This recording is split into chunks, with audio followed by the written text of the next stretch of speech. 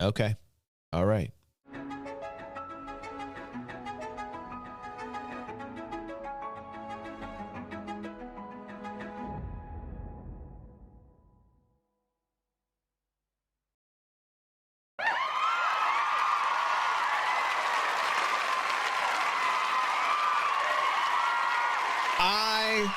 I am the enhancer known as DG, and everyone here, the algorithm's finding really cool things to watch on the internet.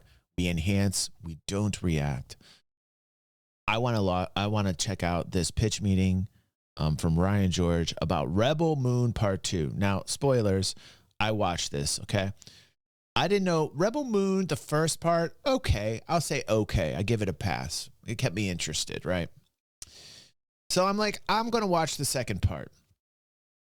This was like a farm simulator.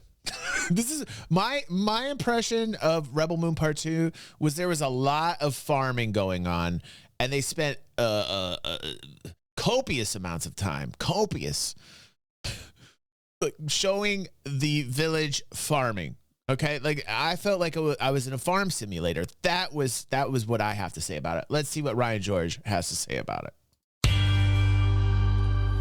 So, you got some new Star Wars derivation for me? Yes, sir, I do. Totally. Rebel Moon Part 2, the Scargiver. Scargiver, huh? What's that about? It's Korra's nickname, our main character. Pretty intimidating, right? I mean, doesn't that kind of imply you will survive whatever she does to you? Yeah, so cool. Anyway, the bad guy she killed in the last movie, he's alive again. Yeah, I guess that makes sense. And he's mad because he didn't want to get killed at all. Understandable. And so now he wants to attack the people of Velt and steal their grain. He still wants to do the thing from the last movie, and the good guys still want to defend it. Yeah, like in the last movie. Why isn't this just one movie? Because it's two. So now Korra and the other warriors need to train the village people. The band? No, the people that live on this moon. The warriors have to train them. And who are the warriors again? Well, they're you know, the ones from the last time. What are their names? Well, there's the Okay, look, I don't know. Fair. I don't remember any of them either. I kind of remember some of them. I mean, I remember them in that I looked at them, but I could not remember their names. Enough. And so another thing these good guys need to do is harvest all the grain. Wasn't the whole thing in the last movie that they don't have enough grain or people to harvest it or people to fight? Right, but this is the second movie and several days have passed. Got it. We're going to get into it. Oh boy, the fighting. No, the farming. Oh, yeah, it's Totally he picked up on this. I love Ryan George. Farming Simulator.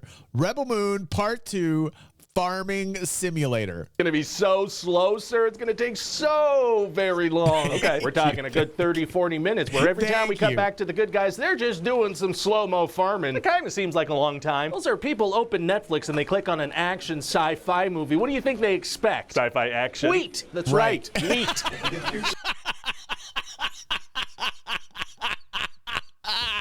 Slowly. Oh, you sure about that? Yes. And what about the fight training? Oh, the villagers are just kind of instantly good at that part. Well, leaves more time for the farming, I guess. Now you're getting it. So now it's time for some character development. So Korra is going to tell her boyfriend Gunner about the time she shot a kid. What? Yeah, see, her adopted father, Balisarius, staged a coup in the ship's furnace room. The spaceships are powered by coal. And it's all very dramatic. There's a little string quartet playing, and the tempo of their music is going to adapt to what's happening in the moment. Oh, hiring a band for your secret murder plot is tight. And Balisarius kills the royal family, but Korra is the one who shoots the magical princess child, and then Balisarius reveals he's framing her. Oh, very sneaky Balisarius. Yeah, but she manages to pull a gun on him. So she shoots him? No, she can't bring herself to shoot him. Kill him. This was the dumbest part. This was the absolute brain dead part of this movie.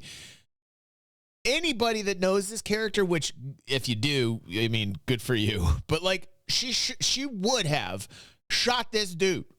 This is the girl she was. She would have shot this dude. Killing's wrong, so she just kills some guards and escapes. Oh, okay. So then it's time for some backstory for the other warriors. Right, we're like halfway through the second movie, and I don't know any of these people. That's right, so we're just going to kind of get that out of the way rapid-fire style, because we don't have a lot of time here. Hey, maybe we do less slow-mo farming and more organic character development? Nope, we're going back to farming. No, we're going to want the slow-mo farming. If you say so. For some reason, I absolutely do. So they're all just going to kind of sit on one side of a long table. Drew says she just shot a child, but she can't shoot the guy framing her. Sure, right. Exactly, Drew. Exactly. And then what do? They go right back to farming. They literally come back into farming.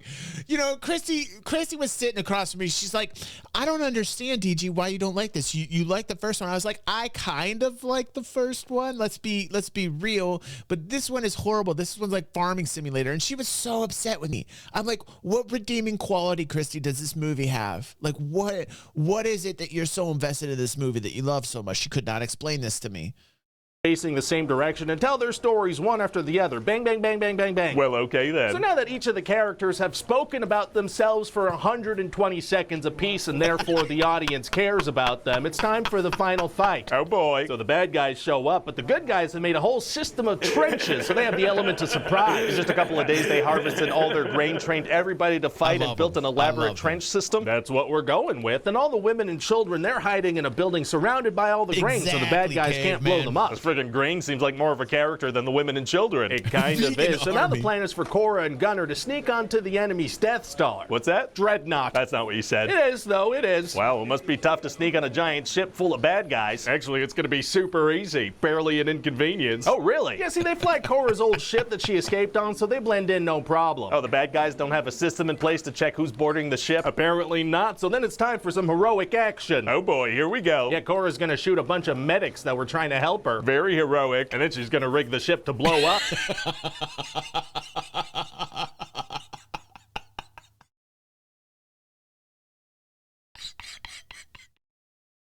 Bam, bam. But meanwhile, the bad guys have found out that she's on the ship. So what do? Well, the bad guys like, actually, Cora's the only thing that matters, so just blow up the grain and the women and children now. We just spent half the movie harvesting that in slow motion. Now it just doesn't matter. Correct. So now they want to find her on the ship so she can't escape back to the moon. Well, if they know she's on the ship, can't they just shut all their doors and fly away, knowing she'll be trapped on there? Hey, shut up. So then before the bad guy can fire his super slow weapon at the grain and the women and children, I guess, Cora's gonna blow the ship up. Very exciting. So she gets in a big old fight with the bad guy, and then she chops his... I like that they have like a metal wheel. You know, like... We're in the future of turning a metal wheel. Head off. Let's see him come back from that. Right? I mean, he might. I can do what I want. Right. But also, Gunner got hurt, so he dies. He's a dead guy now. Oh, no. He was in the movie. He was, yeah. So then Cora reveals to the other warriors that she's actually not a good person because of that time she shot a child. Yeah, right. But then this general guy is like, actually, I knew that about you, and she's not dead, so it's all good. He didn't want to reveal that to her earlier. No, he wanted her to keep suffering and hating herself for a little while longer. Kind of a jerk move. And so they're like, well, we got to go find the princess, and with that sequel bait done, we're done. What do you think? Oh, you want to make more of these? Of course, sir. There's so much more slow-mo space farming potential. How much more slow-mo space farming could you possibly want to shoot? It's terrible.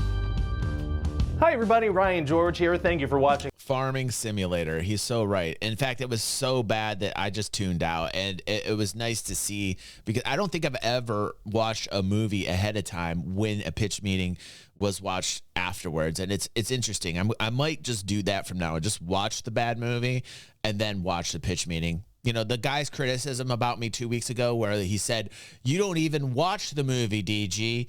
You don't watch it. And I was like, no, I don't watch it because Ryan George saves my lifespan, therefore saving me more life to spend with you. So no, I don't watch it. I'm watching it here so that I don't have to watch it. Well, the interesting thing that just happened here is I watched the movie before I watched the pitch meeting. So much funnier. So maybe I will just submit myself to 2 hours of torture on every really bad movie, which is pretty much every movie that exists these days, I would say.